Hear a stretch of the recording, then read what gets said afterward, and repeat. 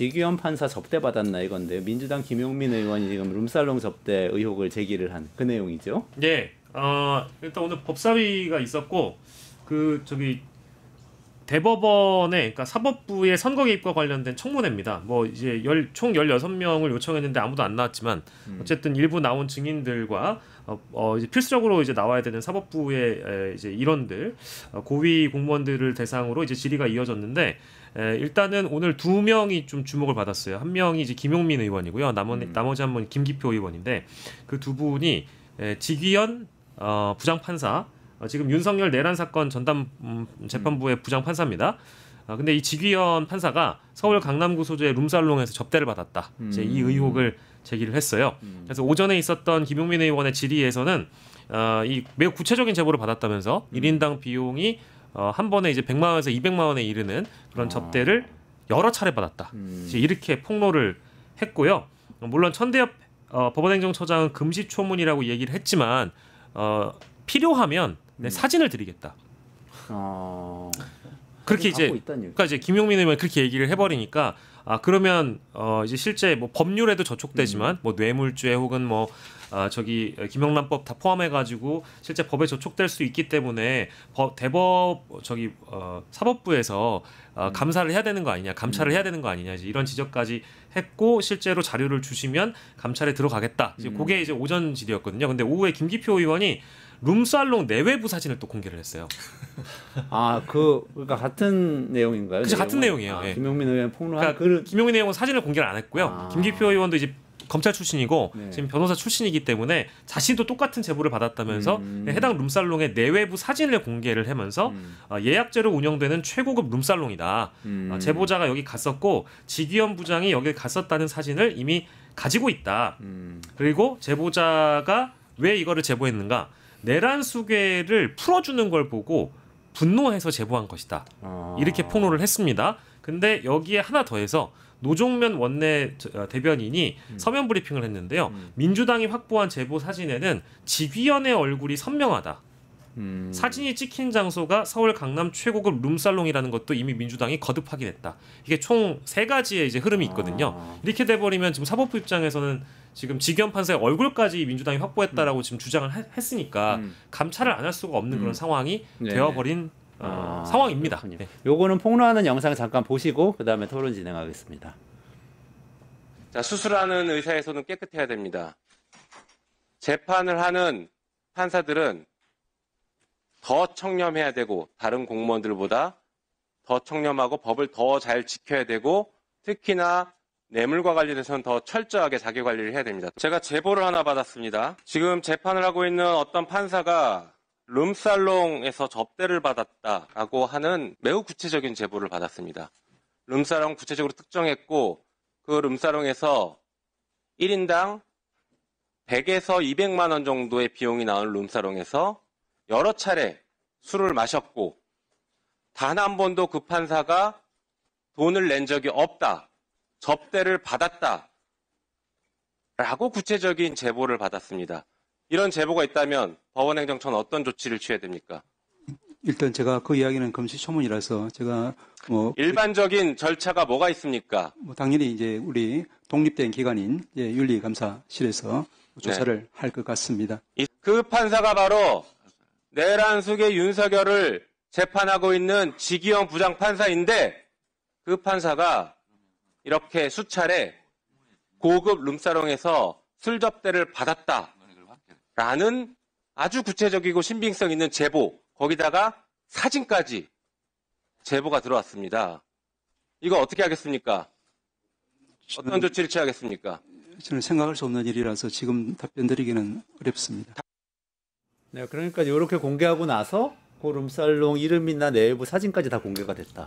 이름의 경우에는 지금 뭐 뉴미디어나 커뮤니티를 중심으로 이미 떠돌고 있고요. 뭐 일설에 의하면은 어떤 뭐 정황이 있었다. 지기현 부장판사가 저길 방문했을 때 어떤 정황들이 있었다라고 되게 디테일한 이야기들 돌고 있는데 그건 좀 확인을 해봐야 되고요. 해야 되는 거고. 예, 다만 노종면 원내대변인의 서면 브리핑에서 얼굴이 찍혀 있다라는 얘기가 이미 나옴으로 인해서 굉장히 그 사진이라는 게 뭐랄까 신빙성 있는 근거나 제보 사진이 되겠다. 맨 처음에 이제 의원들은 면책 특권이 있기 때문에 제보받은 그렇죠. 내용을 이런 걸 어쨌든 의혹 제기하면서 피감기관으로부터 답변을 들을 수 있는 권리가 있잖아요. 근데 이게 가끔 가다가는 의원들의 경우에도 확실하지 않은 내용을 그렇죠. 뭐 말씀하시는 경우가 있기 때문에 처음에 저 내용이 공개됐을 때는 어디까지 뻗어나가지라고 생각했는데 이게 뭐 어쨌든 얼굴이 찍혀 있는 사진이라고 하면 이건 얘기가 달라지는 거죠. 처음에 이제 김용민 의원 제기를 했었을 때 오전에 제기를 했을 때 그 이후에 이제 천대화 법원의 경찰장이 딱히 뭐 그냥 검토해 보겠다 내는 신빙성이 떨어진다는 식의 어떻게 보면 애둘러서 답변을 하다 보니까 오후에 이제 김기표 의원이 조금 더 구체적인 상황을 얘기를 하면서 내부 사진을 공개를 했고 거기서 더 충격적인 거는 이제 지금 지기현 판사의 업무와 관련이 있는 사람으로부터 제보를 받았다라는 얘기를 했고 노정면 의원이요.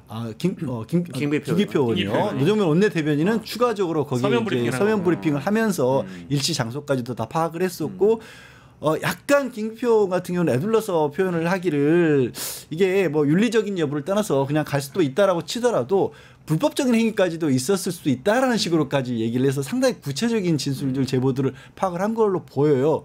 그런데 이게 굉장히 저는 참 충격적인 게 두 가지 면에서 일단은 뭐 제가 검찰을 비하는 건 아닙니다만 검찰 같은 경우에는 직접적으로 사건 수사를 하는 과정에서 이른바 범죄에 연관된 사람들을 접촉할 기회들이 좀 많이 있죠. 그러다 보니까 옛날부터 이전부터도 룸사롱이라든가 이런 접대 문제는 검찰 쪽에서 주로 터져 나왔지 법원에서 터져 나온 경우는 거의 못 들어보셨을 그렇죠. 거예요. 네. 그리고 그마저도 사실 룸사롱이란 단어 자체가 요즘 우리 사회에 많이 쓰이나요? 맞아요. 룸사롱이 단어 자체가 8, 90년대 용어예요, 사실은. 맞아요. 요즘에는 그러니까 기업에서도 접대 문화가 저런 접대 문화가 거의 사라졌다라고 보는 게 맞아요. 맞습니다. 네. 그런데 이게 일시 장소까지 얘기를 한다는 건 더군다나 서울이잖아요. 네. 서울중앙지방법원에 있는 판사가 접대를 받았다라는 그 사라져버린 충격이에요, 굉장히 정말. 큰 충격적인 얘기예요. 이거. 그렇죠. 게다가 이 직무 관련성 있는 사람으로부터 받았다면 그 자체로 뇌물죄 내지는 이게 청탁금지법 위반이라는 가능성까지 제시가 됐어요. 사실 우리 사회에서 이미지가요. 검사들은 그래도 막 현장 다니면서 뭐 사람 만나서 술도 먹고 그러겠지 이런 이미지가 있지만 좋은 건 아니지만 좋은 건 네. 아니지만 그렇지만 판사들은 그래도 아니 그럴 뭐 일이 없어야 돼요. 그러니까 깝깝한 사람일 수는 있겠는데 술 얻어먹고 뭐 하고 이러진 않겠지 이런 이미지 있었거든요. 그게 깨지는 일이에요. 그러니까 상식적으로 따지면 저희가 예상을 해보면 이런 얘기가 오전에 나왔으면 뭐 법원행정처장 입장에서의 내용을 모르니까 그렇게 얘기할 수 있고 사실이라면 당연히 윤리감사실에서 감찰하겠다고 얘기할 수 있습니다만 적어도 지기현이 윤석열이라고 하는 내란 우두머리 재판을 하고 있으면 자기가 아니면 바로 얘기해야죠. 절대 사실 누구니다. 상식적인 거잖아요. 그렇죠. 일반 판사를 얘기하는 게 아니라 지금 가장 핫한 인물이고 이 재판의 모든 국민들이 어떻게 진행되는지를 봐야 되는 상황인데 지금 제가 이 시간까지 기사 확인해 봤는데 지기현 판사 스스로가 절대 아니야. 말도 안 되는 소리 하고 있어. 나는 절대 그런 접대를 받은 적도 없었고 룸사롱도 간 적이 없어라는 얘기를 아직까지 하고 있지 않은데 기사 뜨는 게 뭐냐면 김용현 5번째 비공개 재판인데 재판부가 공개를 검토한다 이런 얘기가 나와요. 또 오늘 오후 기사가. 이게 그러면 우리가 이제 까마귀 나니까 왜 떨어진다 뭐 이렇게 얘기할 수도 있는 건 아니겠습니다만 이 애매하잖아요. 이런 정도 얘기가 나오면 재판 공개 검토를 얘기하기 전에 지기현 나는 절대 룸사롱 간 적이 없어라고 얘기를 해야 되는 게 상식적인 거죠. 그러면 이 얘기를 안 하면 어떤 논쟁이 붙게 되느냐. 지기현이 왜 그랬지? 그 예를 들면 지금까지 일 단위였는데 시간 단위로 한 이유와 관련해서 왜 그랬지? 이거 지기현 뭐 캐비넷 있는 거 아니야? 라거나 아니면 로비 당한 거 아니야? 이런 아주 추정들이 되게 많았었잖아요. 그러면 이 사실을 만약에 누군가 알고 있었다면 이게 캐비넷이 되는 거죠. 그리고 만약에 지기현 판사라는 사람이 이런 유흥을 좋아하는 걸 알았다면 작업을 할 수 있는 거죠. 네. 그러네요. 뇌물로 작업을 할 수도 있는 거죠.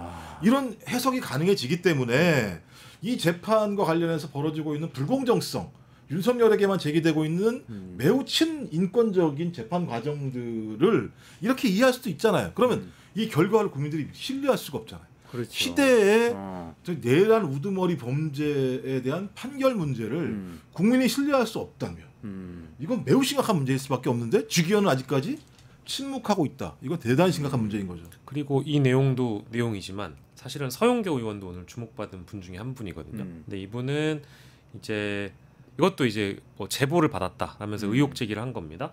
4월 4일에 윤석열 파면 선고 끝나고 조희대, 정상명 전 검찰총장, 한덕수 그리고 김충식이라는 사람이 4명이 이제 김충식은 일설에 의하면 윤석열의 장인 같은 사람이라고 알려져 있는 인물이라고 합니다. 이제 이거는 뭐 뉴미디어상에 많이 떠도는 얘기긴 한데 그래서 이 4사람이 이재명 사건이 대법원에 올라오면 대법원에서 알아서 처리한다. 다음 대통령은 내각제를 할 수 있는 사람이 되어야 된다라는 얘기를 했다고 의문의 음성 변조된 영상 하나를 법사위에서 재생을 합니다.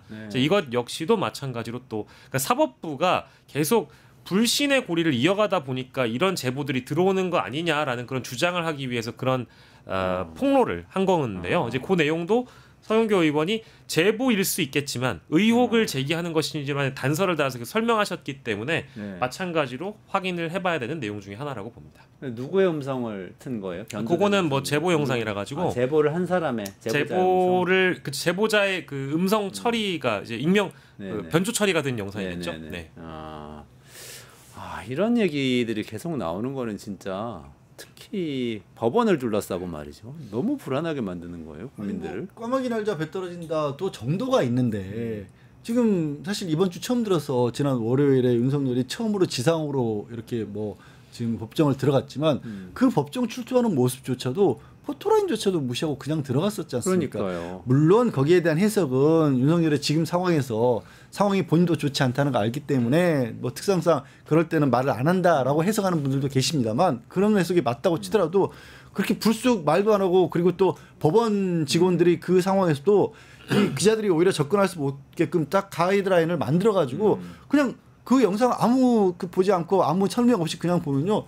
용산에 출근하는 모습처럼 보였거든요. 법원에 출동하는 모습이. 그렇게 들어놓고 재판은 막상 비공개해 버린 거예요. 그러니 이런 상황이 이어지고 있으니까 누구라도 의심할 수밖에 없죠. 거기에 이런 폭로까지 더해지니까 가뜩이나 정말 안타깝게도 저는 이 상황을 보면서 계속 이런 말씀을 드리고 있는데 법원은 지금 2000년대 중반 이후로도요 국민들로부터 신뢰도가 40%를 넘긴 적이 없어요. 대한민국 법원은.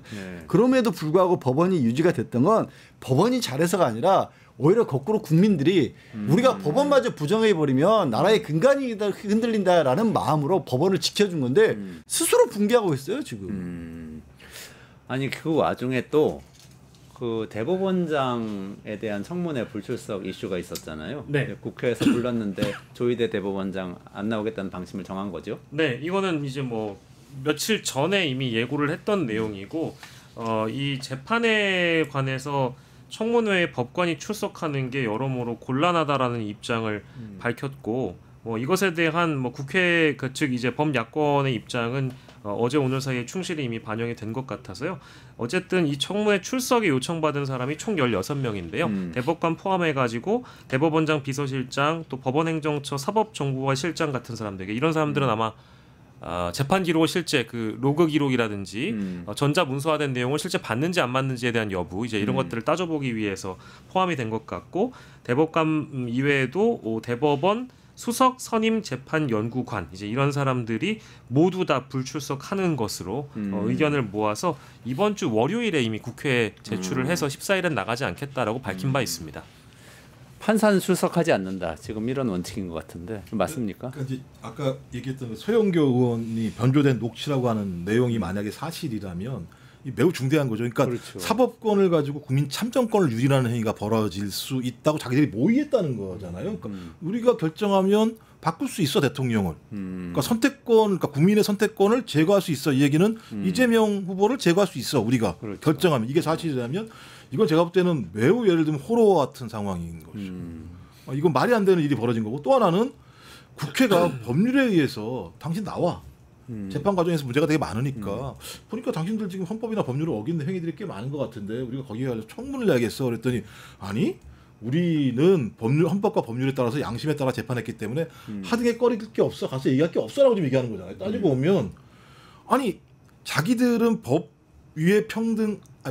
평등 위에 존재한다라고 하는 것을 확인해 준 거잖아요. 그러니까 사법부에 있는 대법원장이라면 국민 참정권을 사법권으로 유린할 수 있고 그 다음에 현행 법률을 자기가 가지고 있는 사법적인 권한으로 아무런 문제 없이 넘어갈 수 있다라고 얘기하면 법 앞에 평등이라고 하는 원칙을 깨고 민주주의의 참정권이라고 하는 두 원리를 다 깨버리면 사법부가 양 입법 행정권을 갖다 다 난도질을 하는 일이 벌어지는 건데 그냥 당연하다는 듯이 나와 있고 법원행정처장도 얘기할 때 보니까는 그렇게 안 나오는 이유는 헌법적 근거에 의해서 계속 이 얘기만 하고 앉아 있는 자기들이 헌법과 법률을 유린해 놓고 그러니까 재판에 관해서는 청문 절차에서 얘기할 수 없다라는 그런 불수적 그 소요소를 3줄 4줄 정도로 다 동일하게 냈다라고 합니다. 그런데요. 이 재판 내용을 들여다보겠다는 게 아니잖아요. 과연 당신들은 왜 대법원 내규에 의해서도 불가능한 재판을 했느냐.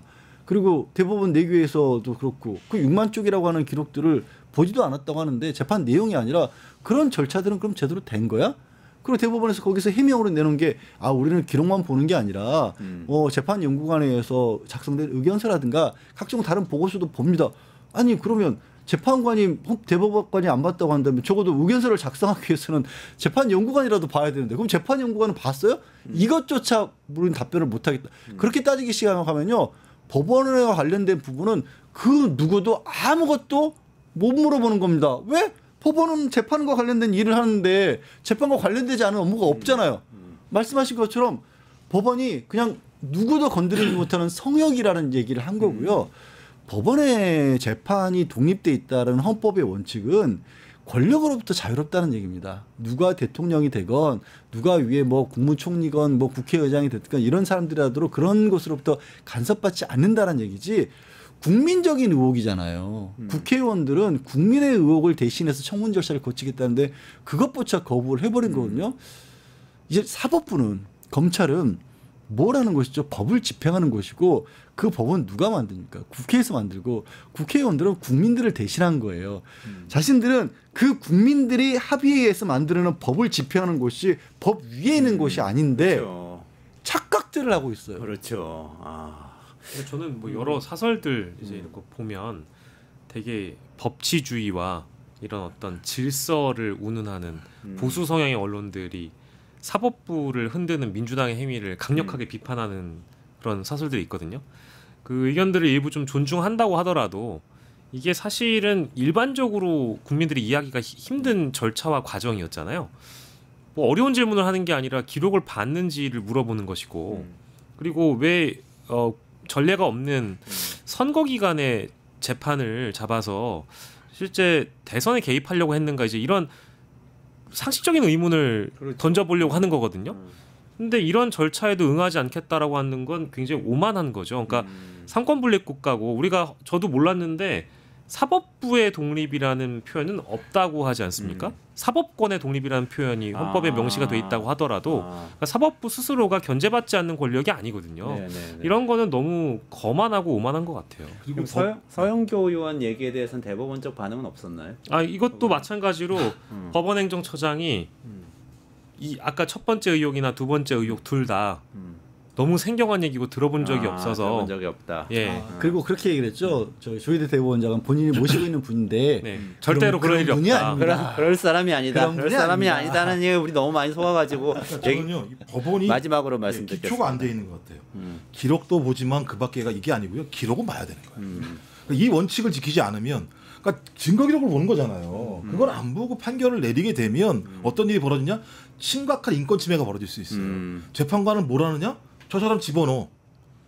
저 사람 무죄야라고 판단하는 인신을 구속할 여부를 판단하는 사람이 그 인신 구속을 따져야 되는 증거 내용에 대해서 본인이 기록을 봐야 되는 거죠. 근데 기록도 그렇죠. 보지만 이렇게 얘기하는 건 기본이 안 돼 있다는 거 하나 하고요. 계속 법치 운운하는데 민주주의 핵심은 자기 입법 자기 통치 원리예요. 기본이 법치로 다 되는 게 아닙니다. 법치가 제대로 작동하지 않으면 국민들이 자기 입법을 통해서 그걸 바꾸는 거예요.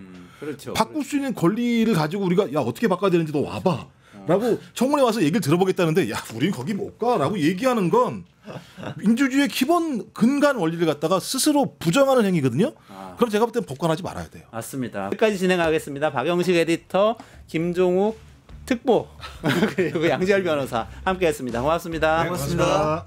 뉴스토마토가 12.3 내란을 막아낸 시민영웅 1000명 찾기 프로젝트를 진행합니다. 내란을 막고 탄핵 소추를 이뤄낸 시민영웅 1000명을 찾아내 대한민국 민주주의의 역사로 기록하고 시상의 본보기로 삼음으로써 민주주의를 더 널리 확산하기 위한 프로젝트입니다. 이 과정에 직접 참여했거나 참여자를 추천해 주실 분들은 우측 제보하기 QR코드나 아래 메일로 추천 및 제보해 주세요. 많은 참여 바랍니다. 뉴스토마토와 함께해 주실 분들을 기다립니다.